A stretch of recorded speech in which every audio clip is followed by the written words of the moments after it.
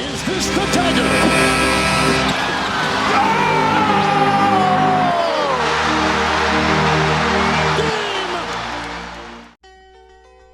G'day guys, JB here, coming at you with my Week 2 review for the 2024-25 NBA season. There's been a lot happening in the league over the last week and a bit. Of course, it is a little bit delayed, this one, but of course, some pretty big things happening in the United States that somewhat took a little bit of precedent to everything that's going on here. So by the time you get that out of the way, again, personal life, fair bit going on at work as well. So just needed to let those things mellow out and create a bit of space here so we can get into our review. Some teams are going up, some teams are really bottoming out, and the injury bug is not afraid to bite anybody who dare attempts to attack it right now. It's going to be a really, really interesting season moving forward. It's going to be a really, really interesting month of November. I'm interested to see exactly how a few teams continue to play out.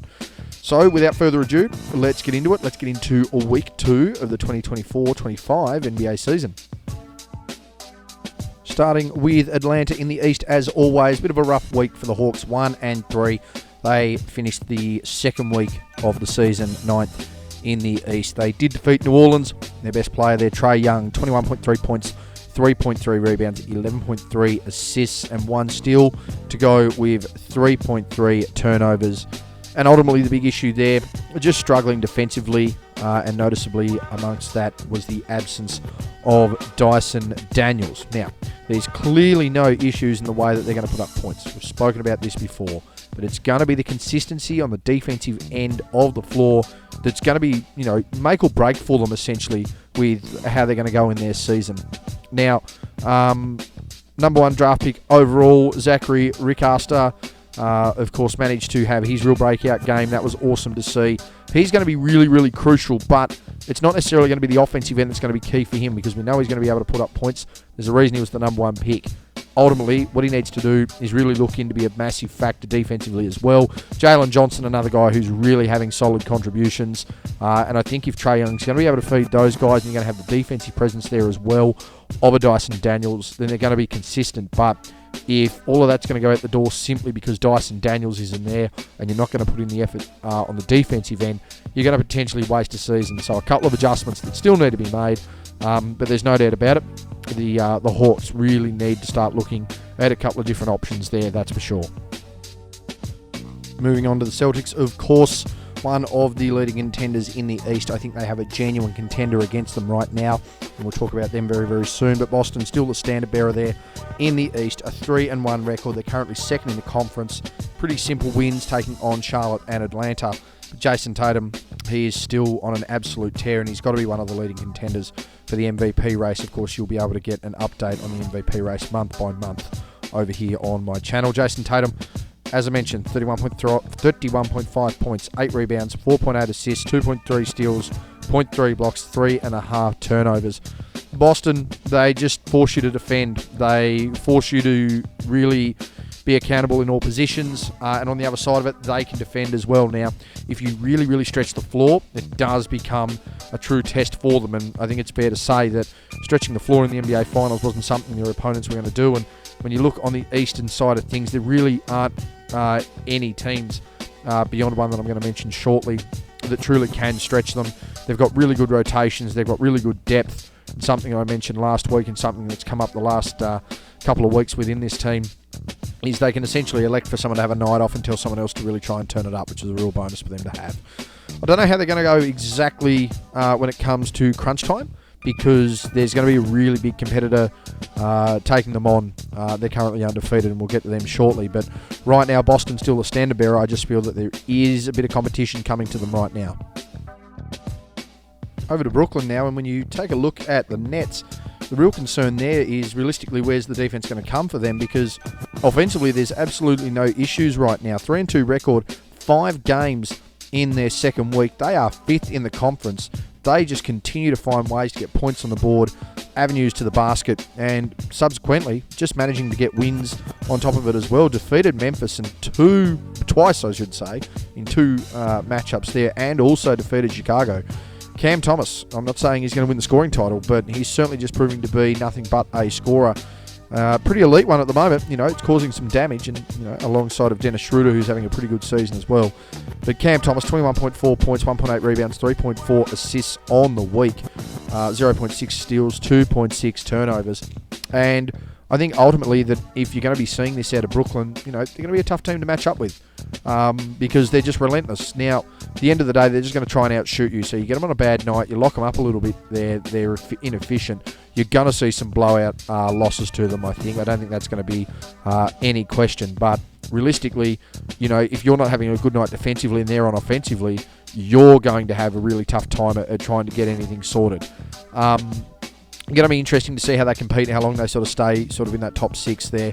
I think if they're going to keep this sort of pace up, they are potentially a playing team. It's not something I would have thought of happening and not something I would have predicted as such, but certainly something that they can aim for and aspire for as this season goes along.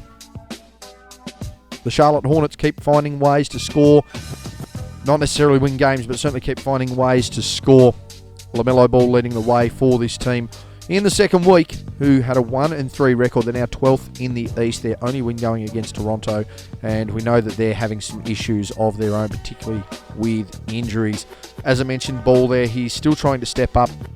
Had his fleeting moments, but it's going to be some consistency and again, remaining injury-free. 26.3 points, 2.8 rebounds, 4.5 assists, 1.8 steals, 5.3 turnovers. I know there's high usage rates now. I know that efficiency on that front isn't always the key, but it's certainly something that just needs to be considered at times there with the way LaMelo Ball plays his game there. Charlotte with a 1-3 record.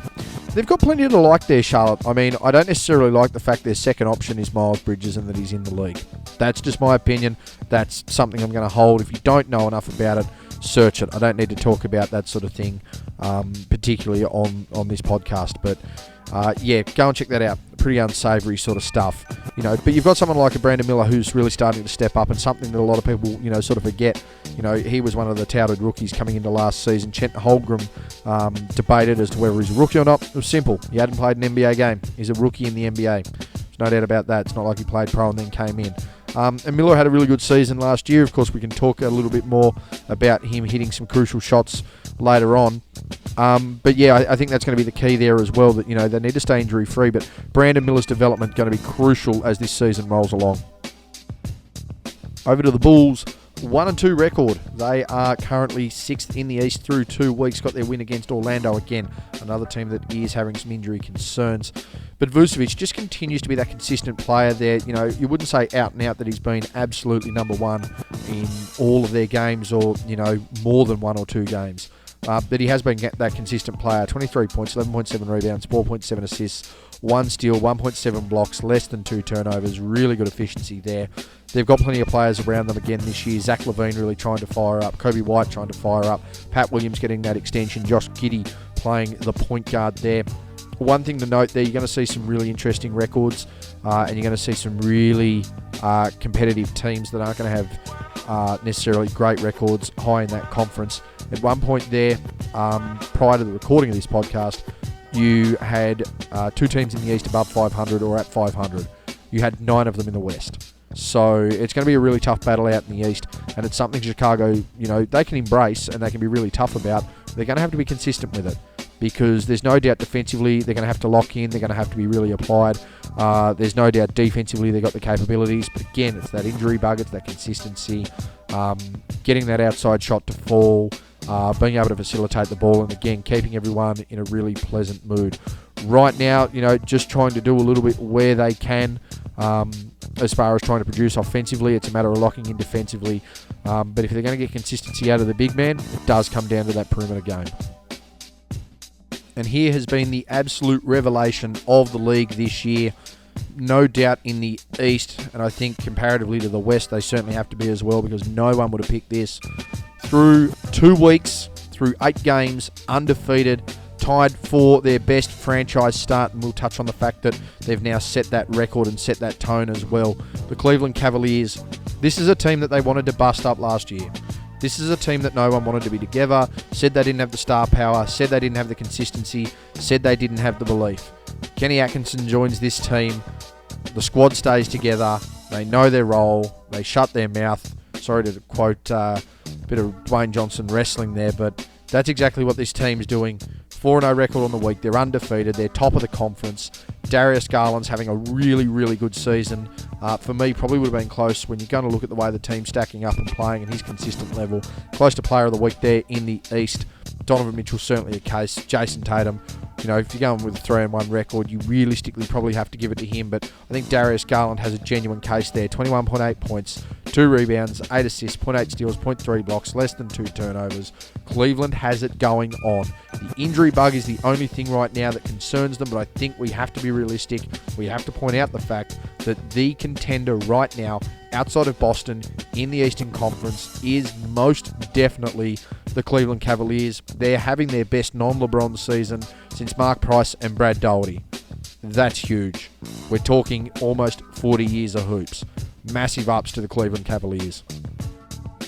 Speaking of massive ups, you've certainly got to give it to the Detroit Pistons too, who absolutely turned around their first week and had an absolute monster of a second week. 3-1 record, moved up to 10th in the conference. I saw something where through their first 8 games, they're 3-5, whereas last year they were 3-30 odd through almost the first half of the season. As I said, arguably the worst team that has ever stepped foot in an NBA floor. When you factor everything in, you've seriously got to consider it. They've turned that around, having a really big run there. And again, that comes down to the professionalism of the coaching staff, some of the veterans that they've put onto the team, some of the growth that guys like Duran and Ivy have had, along with Cade Cunningham. Been some really crucial production coming out of them. Cade Cunningham with a massive week himself. 20.7 rebounds, 7.3 assists, 0.3 steals, 0.5 blocks. Higher on the turnover rate, but clearly producing and clearly getting results. So you're able to give that a bit more of a pass mark.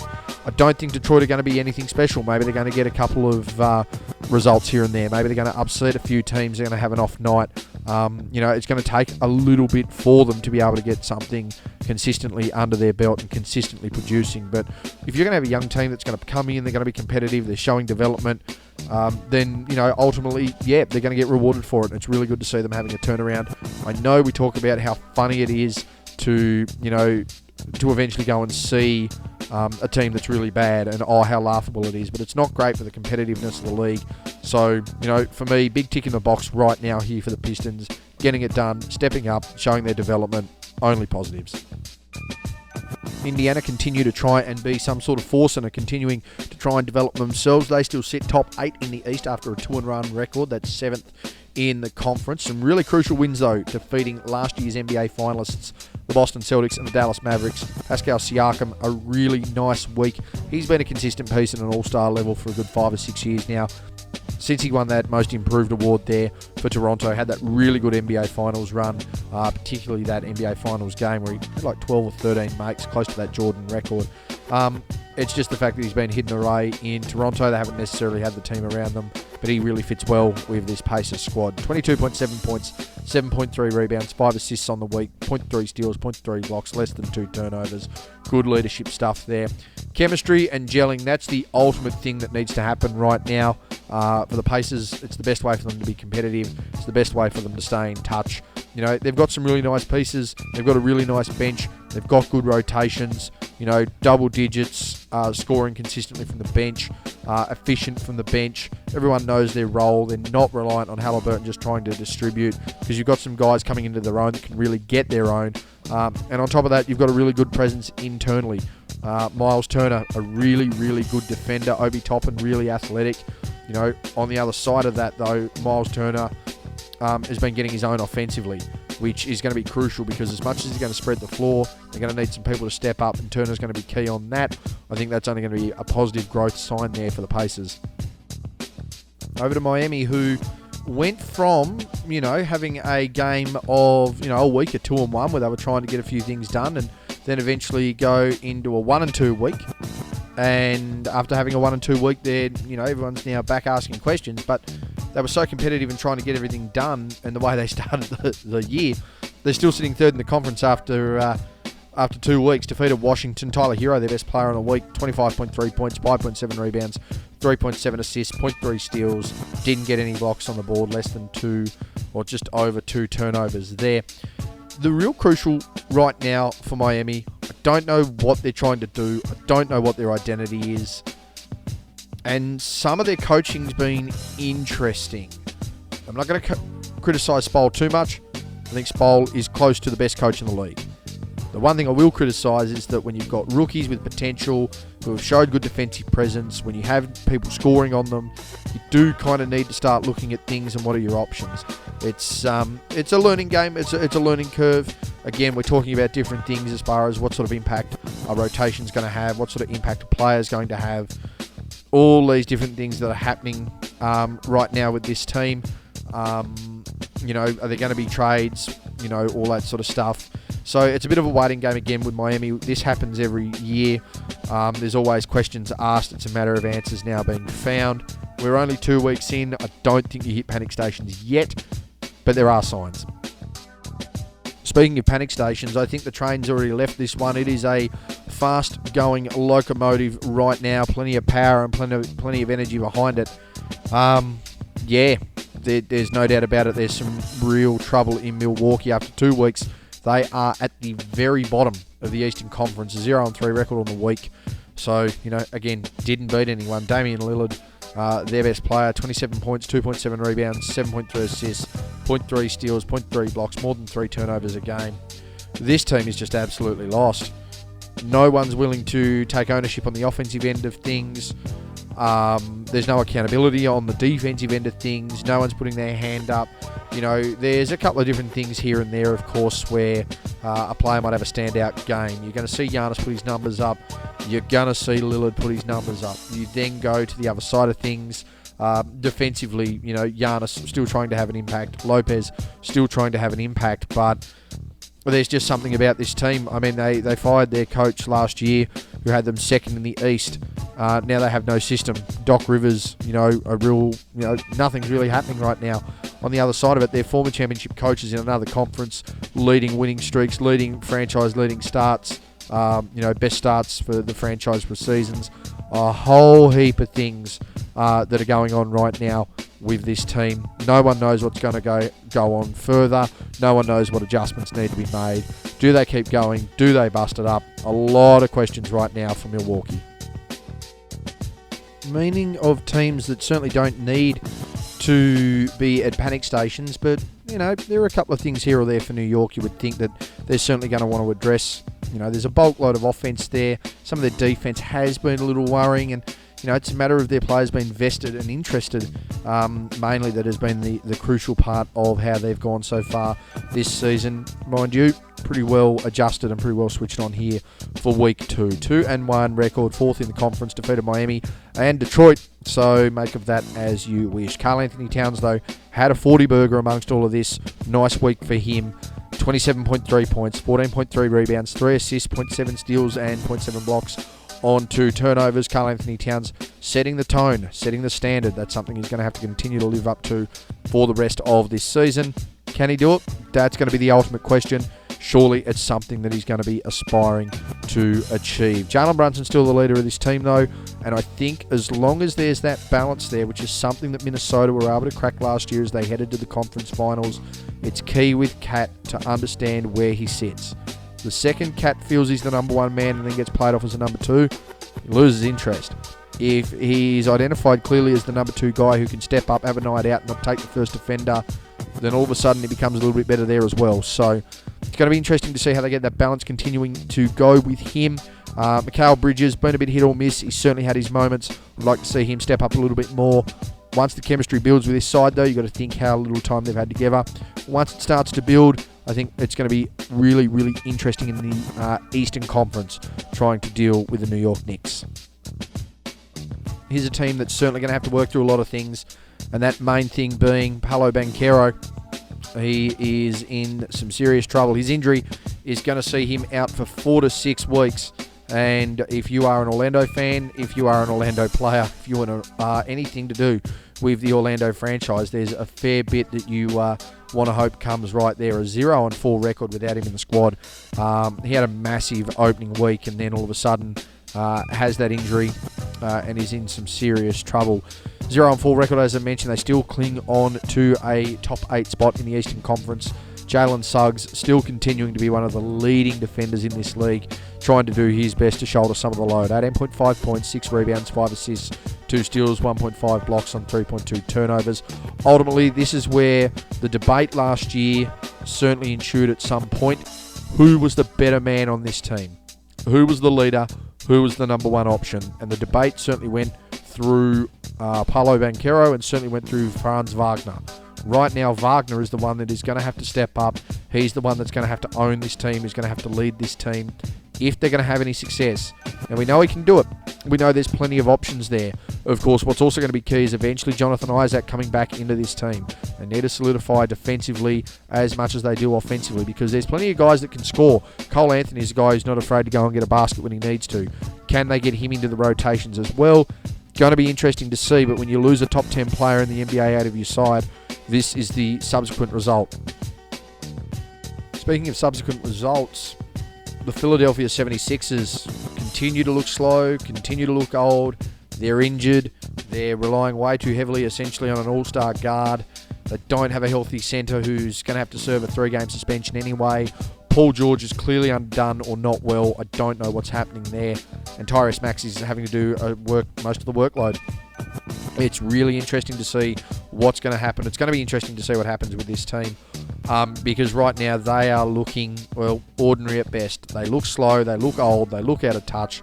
It doesn't appear as if anything salient is happening right now with this Philadelphia team. I know we talked about panic stations with Milwaukee, but Milwaukee have won a championship. Their time's essentially done. There's no doubt about that. It's certainly hard to see exactly where Philadelphia have been, where Philadelphia are going, and what exactly is going to happen. So, they need to hurry up and get some youth in there. They need to really probably start looking at Tyrese Maxey as the legitimate number one only option if they're going to do anything. Because right now, if you're going to try and focus on a big man who's declared that he's not fit, on a recruit who's not fit, with older guys who can't move up and down the floor, you're just sitting in the mud. 14th in the conference, Tyrese Maxey, decent week. 29 points, 2.7 rebounds, 5 assists, 2 steals, 0.3 blocks, and 1.3 turnovers. But something needs to happen. It needs to happen drastically, and it needs to happen quick. Otherwise, Philadelphia itself is going to turn on this team really quickly. We spoke about the injury bug before, and there's no doubt about it. It's bitten this team as well, and it's bitten the one guy that it didn't have to happen to. And unfortunately, that was Scotty Barnes, who's gone down injured for a few weeks. And no doubt that is going to have an impact on both sides of the ball here for Toronto. I don't think anyone's going to be questioning that or doubting that. A 1-3 record in week 2. They're 13th in the conference, but bragging about being ahead of Philadelphia and Milwaukee right now. Tallest, shortest person competition. Not much going on there. They did defeat Sacramento, and RJ Barrett's really trying to step up there. 27.8 points, 6 rebounds, 9 assists to go with 1 steal, 3.5 turnovers. I'll give RJ Barrett this. He's absolutely embraced wanting to be up in Toronto, something that a lot of people didn't think would happen, because it honestly felt like he'd really established himself as a key piece in New York and a piece that was going to hang around. But OG Anunoby comes up as a trade option. Really good viability for the Knicks, but you get to generate a bit more offense there as well. So, for the Raptors, it wasn't too bad of a turn. Scotty Barnes out for a few weeks, though, does hurt. I just wonder exactly what Toronto's going to look like and exactly what they're going to be able to rely upon. They're a side that can get points on the board. They're in a unique situation being in Canada. They're in the Eastern Conference. There's no high expectations. The one thing I will give them for their win over Sacramento as a round-out point, one of their 3 biggest nights in the history of their franchise beyond opening night for 95 in their first ever game, and the the win of their championship in Game 6 in 2019. To actually win the night of Vince Carter's jersey retirement, sensational stuff. I do have to praise them for that. Finally, over to Washington to round out the Eastern Conference wrap on this one. A 1-2 record on the week. They're 11th in the conference, got the win over Atlanta, and Bilal Coulibaly. Got to make sure I get that one right. Bilal Coulibaly, that is much better. 19.3 points, 7 rebounds, 1.7 assists, 1 steal, 0.3 blocks on 1.7 turnovers. Able to step up a bit there. Jordan Poole, I should say, trying to do his best that he can there. Trying to really contribute. Kyle Kuzma not with the team. The interesting part about it, of course, for me, is going to be interesting to see how this team goes, particularly when you look at how they play with Alex Sarr having joined the team. He was their number one recruit.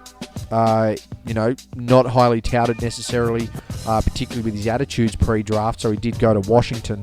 It's going to be interesting to see exactly where he continues to fall out and where he continues to fill out, but I think he has to be absolutely crucial in their plans, particularly going forward, because, if we're going to be really honest about Washington, they don't really have much, if anything, going for them. So, can they develop Sarr? Can they continue to work with Poole? Can they continue to get something out of Kuzma when he's about? How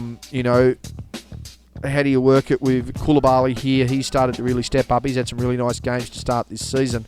But he's going to have to, Washington themselves are really going to have to try and develop something and really try and make something out of nothing. Because right now, they're threatening to go backwards if they aren't careful. Moving over to the West now, and we check in with the Dallas Mavericks. 2-2 on the week. 6th now in the conference. Big win there, getting the job done over Minnesota. And, of course, the injury-plagued Orlando, a game they were able to sneak as well. He continues to be the factor for me, though. And a lot of people are going to talk about the fact that Luka is putting up big numbers, how he's, trying to continuously rack the stats up, and he's doing it in bulk.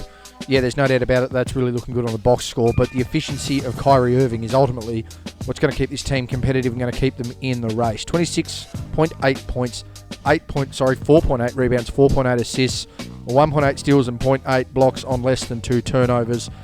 Because at the end of the day, you'd need a player who's going to score, who's going to be efficient, and is going to have to really be a reliable source of offense, and also some of the defense is genuinely going to have to stick to. Luka has enough off nights efficiency-wise, turning the ball over, where he's doing other things, that he now doesn't have to be that number one focus. But when you manage to draw a lot of the defense away because of an efficient player like Kyrie, you should be lifting a little bit more. And I think that's going to be the real criticism right now for Dallas, is that Kyrie's drawing defenders, he's efficient in his play, he's locked in, he's as dangerous as any guard in the league. Luka needs to take advantage of that. He really needs to start being efficient with his possession. He can get more numbers that way. And again, it's not a numbers game, but realistically, we've seen the way Dallas play. They are better when they start playing a bit of that numbers game. So ultimately there, I think Luka needs to lift that efficiency because Kyrie's already done their job. The Denver Nuggets, slow start, but a really nice second week, bumping themselves up to 9th in the Western Conference. 3-1 record. Defeated the highly offensive Brooklyn Nets. Utah, arguably the worst team in the NBA this year, and defeating Toronto. But Jokic, just another week for him. Another triple-double week. 27.5 points, 14.3 rebounds, 12.8 assists, 1.3 steals, 1 block a game, 4 turnovers, and managing to find something out there once again to keep this team moving. There's still been some conversation about Jokic being the MVP. Look, I think it's just reached a point there where Jokic is the best player in the game. He's not going to win those awards, but if their record starts getting up, there's no doubt about it who the absolute best player is on this Denver team. If they're going to be a top 3 seed and he's going to be responsible for a bulk of their wins, then yeah, you're going to see him in argument once again. Crucial, though, is the criticism that was copped and is totally being deflected right now from Russell Westbrook, because he's playing really well. Getting in their starting lineup, they're winning games, they're undefeated when he's in the starting lineup, and he's producing. And ultimately, this is a side that's built around and for a guy like this. A guy who can score the basketball, who likes to get rebounds, who likes to distribute, who likes to get people involved. Now, obviously, injury concerns are there for Dallas. Consistency concerns are there for Dallas. For Denver. Consistency concerns are there for Denver. Defensive concerns for Denver. But if you've got guys that are going to be able to go out there, run the floor, put up numbers, generate offense and get wins, they're going to be another contending team. And week 2 really showed that there for Denver. Still getting it done, though. The Golden State Warriors, 4-0 record in week 2. They're 3rd in the conference. They're undefeated on the week, as we mentioned. And this guy's going to be a really interesting talking point. I don't think at any point it's really going to be a doubt as to who the 6th man of the year is, unless something catastrophic happens right now. It's certainly going to be Buddy Hield. But I think Buddy Hield has a genuine MVP candidacy, which is crazy to say for a guy coming off the bench. But when you look at the impact he's He's the best player in a winning side. He's truly the reason they've been winning because of that spark that he brings. Yeah, it's something that's never ever happened in NBA history, and I don't see it happening, but Buddy Hield's producing a really, really good case for that right now. This week was particularly good. 24 points, 3.8 rebounds, 2 assists, 1.5 steals, 0.8 blocks, and he's not turning the basketball over, and he's almost a 50, 40, 90 guy. Like, we're talking about a guy who's getting this done with or without Steph Curry, with or without Draymond Green, with or without Andrew Wiggins. There's really been a bit of a swing here with Golden State, and I'm really liking the looks of it. I'm liking the feel of it. It's going to be interesting to see whether they can keep it up. Steph coming back into the lineup, still getting the job done. They're only going to be better for Steph being in, and you would think that's going to make things a little more interesting for Buddy Hield. But it really rejuvenates this side. Now, if you're going to get Andrew Wiggins to start popping back up, if you're going to be able to deliver something here out of Buddy Hield, and you potentially get some more lift out of Kuminga if he stays with this team, who knows? You know, stranger things have happened, but right now, Buddy Hield, one of the most important players in this league, and certainly one of the most valuable players in this league through 2 weeks so far. For the Rockets, they had a winning week, and they're still sitting nice over there in the West as well. 4th in the conference, got wins over Dallas and New York, really competitive there. Key for them, though, Alfred Şengün, 18.7 points, 12 rebounds, 4.3 assists, 2 blocks a game. Baby Yoke, as they like to call him, 2.3 turnovers. It's going to be interesting for Houston because Jalen Green has really stepped up. He's proven that he wants to be the number one man in this team. Şengün, realistically, probably should be the number one man in this team. The skill that he possesses as a big, we know the value of that right now in the league. That's going to be crucial for them to continue to build upon. Dylan Brooks, still capable as a defender, still capable as a glue guy. Van Vliet, still capable as a point guard, former all-star level point guard. Tari Eason, another guy who's really come on in this team and has really showed some development. So you've got some really nice pieces there as well. Obviously, Reed Shepherd, the rookie, trying to step up where he can. You know, the thing for Houston right now is trying to maintain that balance and trying to balance those egos. They wanted to make a trade at the All-Star break last year. They didn't do it. Şengün got injured, massive run in the back end of the year, and missed out on the play-in. I don't think that's going to be an issue this year unless health starts to kick in. We're talking about a team that can genuinely be 5, 6, 7 games above 500. That's going to be enough to at least get you in the 8 and certainly keep you in that play-in tournament, you would think. Now, how they continue to balance out this talent and balance the workload, I don't know. If they're able to keep the egos in check and let everyone sort of do their thing, I think Houston can be a real smoky to disrupt quite a few teams over there in the West. Teams in the West that are not looking to disrupt anyone, though, despite the fact, fluctuating form, that's going to be the Los Angeles Clippers. 1-3 record, 11th in the conference. Got the win over the Spurs, but, it took Wembanyama trying to nearly have a triple-double to try and stop this team alone. Everyone else really didn't do much in that game. James Harden had a pretty good week. I do have to give him credit on there. 18.3 points, 9 rebounds, 8.5 assists a game. To go with 2.3 steals, 2 blocks. High turnover rate there, but we're talking about a guy who has a lot of the basketball. Norman Powell and Ivica Zubac have really stepped up in this team. It's something I've really liked. I think it's something that's going to continue.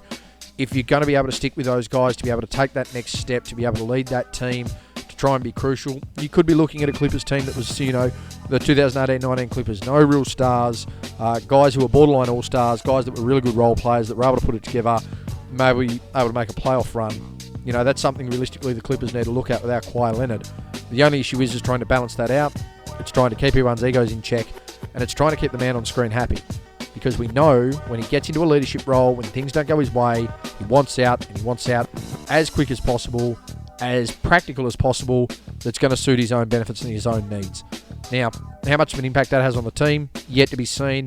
Is Kawhi going to come back? Again, yet to be seen. But right now, the Clippers are really flirting with that. I need to give credit more to Norman Powell as well. 25 a game this year, thereabouts, 50, 40, 90 club, having a sensational season, but it could all be lost if they don't hurry up and improve, because the leader of the pack right now, he's not afraid to jump off the ship and test those cold waters. Speaking of testing the cold waters, pretty fair weather over in Los Angeles and particularly California. A lot of red flowing through that state due to recent results, but a lot of red alarm bells should be sounding as well for the Lakers. A 1-2 record in the second week. They are still 5th in the conference through 2 weeks. They did defeat Toronto, and Anthony Davis continues to be arguably the best player in the NBA once again. Certainly having his 4th year, certainly his 3rd year for my liking. of really making and contending for that title. 32.3 points, 11 rebounds, 2.7 assists on the week. Defensive numbers down. No shock that the Lakers' production was also down on that. 1.7 steals, 0.7 blocks, higher turnovers there. And now AD's battling plantar fasciitis, which is not going to be good for a big man because, as we know, most big men, if it's not lower back and it's leg injuries, genuinely they're in a bit of trouble. AD's had some really good health recently, had a really good year last year, he's had a really good start to this year. And the problem with the Lakers right now is that if they're not going to get anything out of Anthony Davis, you get stuck in that rut of LeBron once again, and you've only got to see what's happened now that Davis is injured. LeBron's trying to shoulder more of the load, which is great. You know, that's what you'd expect out of a leader and a top 3 player of all time. But at the end of the day, the team's not looking the same. It's not functioning the same. The ball movement's not the same. And the team's just totally discombobulated. We'll see exactly what's going to happen. We'll see what sort of injury woes that the Lakers have right now. But if Anthony Davis doesn't get well and doesn't get well soon, then the Lakers could be up an all too familiar creek and there will be no oars in the boat. Speaking of teams that don't necessarily need to worry about the oars in the boat, but they certainly need to make sure that they're in the tent and urinating out rather than out of the tent urinating in. And that's Memphis Grizzlies. 2-2 week. They're 10th in the conference. Wins over Milwaukee and Philadelphia. You've beat, 2 of the 3 worst sides in the East. Not necessarily a compliment. Ja had a really nice week. 20 points, 7.3 rebounds, 11.5 assists, 0.8 steals, high turnover rate, high usage rate. Sort of balances itself out a little bit here, but part of the key that has been for Memphis so far is just people stepping up. They're managing to build their chemistry back, and I'm going to harp on this until we really start to see some accurate results and really start to see where they're going to sit. This is a team that hasn't played together consistently for 2 years. When they did play consistently together for 2 years, they were a playoff team. They were an exciting team, could get it done on both ends of the floor. Ja Morant was lighting the league up. MVP level kind of conversations when he won his most improved player. Desmond Bain, player of the week for Memphis last week, was a guy who would have been most improved that year as well. Brandon Clark can play. Jaren Jackson Jr. can play. You're talking about Marcus Smart on this team. There's plenty of other options on this Memphis side right now who can get it done. It's just now a matter of them continuing to build that chemistry, finding how how they work around one another. This is a team that can compete. They're continuing to compete. They now need to start taking some big scalps, need to make some big plays, really need to make themselves known. And when I say big scalps, I mean top 4 of the conference. Really rattle them, really show them that, hey, we're here, we can be serious, we can be a contender, because as I said at the start of the year, I genuinely think Memphis are a playoff team. Staying there with the M's, we won't be at Memphis, we will be in Minnesota though. Nice couple of weeks, certainly a nice couple of weeks start here. They are 7th in the conference, 2-2 record for week 2. Got a really nice tight win over Denver, defeated Charlotte as expected. Anthony Edwards trying to step up once again. 27 points, 5 rebounds, 2.5 assists a game, 1 steal, 0.5 blocks on 2.8 turnovers. A young guy who's clearly the leader of this team. He's athletic, he wants to compete, he's hungry. That's exactly what you want to see. And it feels like there's been, a sufficient amount of play with this team right now that this team's starting to, understand its pecking order once again. I think there was a concern, and I think it's a fair concern, that, hey, how are you going to fit here? Julius Randle has been a number 1 guy. You've just come out of a situation where Karl Anthony Towns was a number 1 guy, but they didn't do much with him as a number 1 guy. So how's this going to blend? How's Randle going to feel? He's disgruntled. He's got something to prove. Edwards taking that next step. He's amongst the, the 10 best players in the league right now. How's this team going to function? I think the big thing that's helped right now is the fact that Randle went through that period last year of, hey, Brunson's the man. The year before, hey, Brunson's the man. Starting to understand, starting to see where things are at. And I think for Randle, that's an easier job to give up. That's an easier position to give up in this team. And that's why it's been such a successful transition for him into this squad. They're going to continue to grow. Their defense is still there. Gilgeous-Alexander, Walker, Gobert, McDaniels. So they're going to continue to plod along with Mike Conley. But it's just a matter of now refining that offensive game, getting the touches, and getting the equation right. Speaking of the injury bug biting anybody who looks at it, New Orleans another example of that. The second worst team in the West, 1-4 in 5 games over the week. Ironically, though, they did beat Golden State, who have had a hell of a run over the last couple of weeks. Brandon Ingram leading the way there, 23.3 points, 2.7 rebounds, 3.7 assists, 3 steals, 0.7 blocks, and 1.3 turnovers.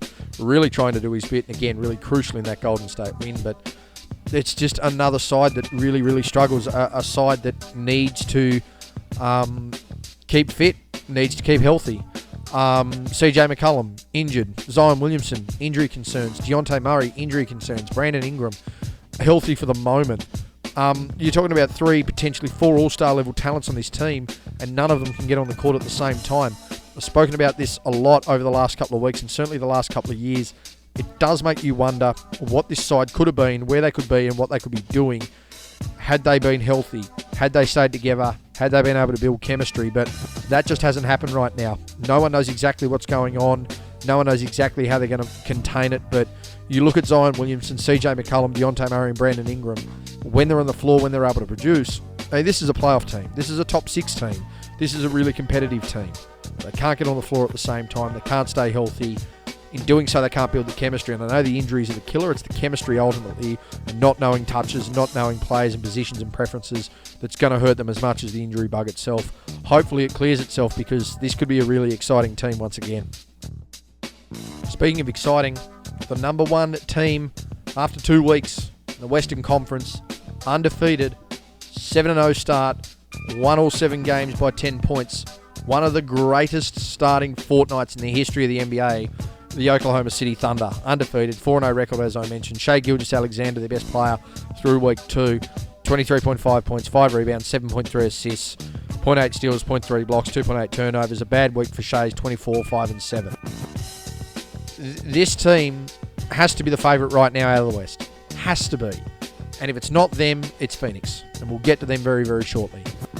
But with how rounded this team is, with size, with athleticism, with strength, with defense, with offense, small ball, fast break offense, transition offense, turning defense into offense, capitalizing on the offensive end, getting back defensively. They've got everything going for them right now. They are the team, and Sam Presti needs a hell of a lot of credit on this, because he's just backed everything that he's had. He's traded well, he's acquired well, he's maintained well. They've got everything going for them right now. You know, it's just superlative after superlative, and it sounds silly, but it's true. If you can find a genuine fault right now, it's tough to do. I mean, ultimately, when you're going to look at what Oklahoma City is, you have to look at the fact as well that, hey, you know, how did we get to the second? They got to the second round last year. You know, is there the potential year after that, hey, let's go ahead, let's get to the finals? A couple of different teams have done that the last couple of years and turned out pretty all right for it. And here's that other team we were talking about. The Phoenix Suns are on an absolute roll right now, and offensively, they're one of the most dangerous teams I've seen in a long time. Yep, it's Kevin Durant, it's Devin Booker, it's Bradley Beal. But you add Grayson Allen to it, a genuine stretch 3-and-D guy. Jusuf Nurkic, who at one point, might I add, Nurkic and Jokic were on the same team, essentially playing the same role. And now they've managed to do that same thing there with Nurkic. He just doesn't need to be as productive offensively. He's a big body, who can score efficiently, who can grab a rebound, who can facilitate. He clogs up the lane. That's all he's got to do. This team right now is just absolutely rocking and rolling. Mike Budenholzer, the coach. Devin Booker with a really big week here. As you can see, they were 3-0 on the week. They're third in the conference. Devin Booker with 27, 5.7 and 7.7. So around at 27, 6 and 8. Not a bad week there for Devin Booker. 1.3 steals, 0.3 blocks, less than 2 turnovers. They're going to be a really dangerous team. You know, I know there's all this criticism about can they win the big one. All this criticism about, geez, can Devin Booker get the job done? Devin Booker's been the best, you could argue one of the most consistent franchise players. Not the greatest or the best, but certainly one of the most consistent franchise players for a decade now. Kevin Durant, we know he goes around the place, but he's still the Slim Reaper. He's still a very tough guard. When Bradley Beal's on, he's a tough guard. Grayson Allen knocking down shots. This is a tough team. They've got enough length, though, to be capable defensively. They're not great defensively. They're capable defensively. If they're capable defensively and elite on the offensive end, they're almost impossible to stop. And from impossible to stop to impossible to pick, the Portland Trailblazers managed a 2-2 week, 13th in the conference, but far outperformed what their seeding is there. Defeated the Clippers, a really nice win there. Defeated the Pelicans, and again, I know that both sides are going through some injuries, but for the side that Portland is, the fact they've been able to gel, be competitive and get jobs done, you know, full credit to them there. Anthony Simons, the young guard, or the guard they're certainly believing in right now, 19.5 points, 3.8 rebounds, 5.5 assists, 0.8 steals, 0.3 blocks and 1.5 turnovers. He's going to have to be crucial. He's given more reins now. He had 12 months under Malcolm Brogdon. Now, he's played under Damian Lillard. He started to really see some different angles of the way the point guard game is played. The big key here, though, for Portland, yep, going to be chemistry issues. They're going to be balance issues, and that's something that they're going to work on. But the other side of that now is being consistent, and then a little bit of development too, because Scoot Henderson was their pick. Scoot Henderson was their guy. What are we going to do? How are we going to get anything out of him? How are we going to manage him? You know, right now he's not at an NBA level, and this is the example I've spoken about with the one and done. There are guys that aren't ready for the NBA level. Bronny's come in as a marketing ploy. He's clearly not ready for the NBA level. There are guys that have played pro all around the world and have gone to the NBA for a couple of years in and out that aren't ready for the NBA. So, you know, for Portland, it's getting that fine balance. It's managing those guys that have been crucial on other teams. But a really nice result there. And for Anthony Simons, you know, great belief right now for the organisation that, hey, smaller guard, young guy, he can compete. And we've got some okay guys around him. What sort of development can we now get out of this roster? Over to the Kings, and they don't need to worry about building anything because somehow they've been able to gel really quickly as a unit. 3-1 record, 8th in the conference, and got some really nice wins on the board in week 2. Yes, they did only take on Utah, Atlanta, did lose to Toronto in OT and Miami, but really solid wins all across the board there. Best player for me there, and he's fit in like a glove. And again, this is the real key. I'll talk to that in a second. DeMar DeRozan coming in, playing some really good ball. 26.5 points, 4.5 rebounds, 5 assists on the week, 1.8 steals, and 1 block a game on 2.3 turnovers. The fact that DeRozan's just been able to come in and play his natural game alongside of Sabonis and De'Aaron Fox, crucial to the success of this team. Now, when you talk about how De'Aaron Fox is playing, he's ball hunting, which is great for him defensively, but offensively, you know, he's getting the reward on those steals. He's getting out in transition. He's forcing issues on the team, for the opposition, I should say. Sabonis, he's just doing his thing. He's the sun that the planets are honestly just orbiting around, and that's exactly how this team now needs to unfold. Keegan Murray's really crucial in this as well, stepping up, playing some good basketball. DeRozan is realistically at times getting the 4th defender. This is exactly what they wanted out of him. This is exactly what they needed for this offense. Defensively, he's going to need to probably put a little bit more in on that side of the ball. If that's something you can do by sacrificing points, great. And I think that's going to be the next step in their progression. Can some of these guys, knowing on a bad night they can really lock in defensively, try and get that balance to improve this team? Speaking of getting balance on the team, firstly a shout out as well. Greg Popovich apparently not very well. Serious doubts about his return to the sidelines. Certainly in the near future, but in general I believe so. Hopefully everything's okay. I haven't been able to find anything or source exactly what's been going on there. Major health scare apparently with Greg Popovich. But this team right now on the court is going to need to really try and get a bit of a balance there as Devin Vassell comes back in very, very soon. Especially when you've got Victor Wembanyama doing what he's doing. Of course, the Spurs are 2-2 record on the week, 12th in the conference, defeated Utah and Minnesota. Wemby, 18 points, 9 rebounds, 3.8 assists, dumb defensive numbers, 2.3 steals, 4.8 blocks. Your Robinson Elijah one level of defense there. 5x5 game, multiple of those in his career. He's had 2 of them already as a sophomore. 2 of those games in his first 2 years, pretty impressive stuff. Chris Paul playing really, really well, as well as he can in this scenario. Sochan, he's able to get a couple of things going here and there. Keldon Johnson, a couple of things. But the crucial thing for the Spurs right now, again, Devin Vassell's coming back in. We know he can score the ball. Sochan, he's scoring the ball. Keldon Johnson getting it done.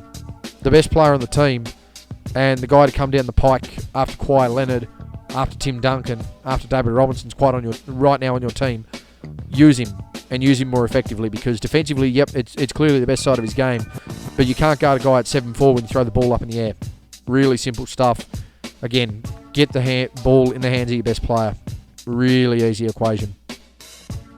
Finally, to wrap up the West, we talk about the Utah Jazz, who finally got their first win on the board this season. 1-3 record in the week. They're still the worst team in the West. Defeated Chicago. Now, to be fair, talking about the worst record there in the West, they still had as good a record as Philadelphia and Milwaukee. Both teams people would have had in the playoffs. I'm just going to point that out to give them at least a little bit of saving grace. The win against Chicago, John Collins off the bench, ultimately their best player for me, and a guy who's been severely underutilised for a guy who's that athletic and that talented. 18.8 points, 9 rebounds, 3.3 assists, 0.8 steals, and 1 block on 2 turnovers. Utah are the worst team in the West. Out of everything I've seen, they are absolutely the worst team in the West. And I don't know exactly what it is. I don't know whether there's a tank job going. I don't know whether some of these signing deals have been to give these guys a good chance, so when you move them on, you get a good piece back, and you're just going to try and farm them out. I'm not too sure. But, yeah, there's not really much upside right now. Colin Sexton, John Collins, Jordan Clarkson, Laurie Markkinen, Volker Kessler. For me, there's no reason this team can't be competitive. You know, that's a nice young core, covers all of your key positions, allows you to build some good second unit structure, some solid first unit structure, capable defensive structure, shooting structure, you know, decent baseline stuff. But it's just not there right now for Utah. I don't know when it's going to be there. I don't know how they're going to get there. But there's clearly some things that they can work with and use. It's a matter of just putting the pieces on the table, rearranging the chessboard, and trying to make a few moves. Anyway, guys, that's been me. Thank you for tuning in to my Week 2 review of the 2024-2025 NBA season. It's starting to unfold itself a little bit. The injury bug has really started to catch up, so that's going to be really crucial moving forward for a lot of teams that I thought were going to be competitive, for a lot of teams that necessarily weren't going to be competitive, but now they're really going to struggle.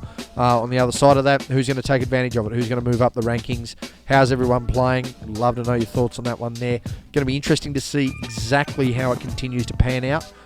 This season is far from over, and I think the biggest twist to take on it so far hasn't happened yet. Anyway, guys, that's been me. Thank you for tuning into my Week 2 review of the 24-25 NBA season. I'm out.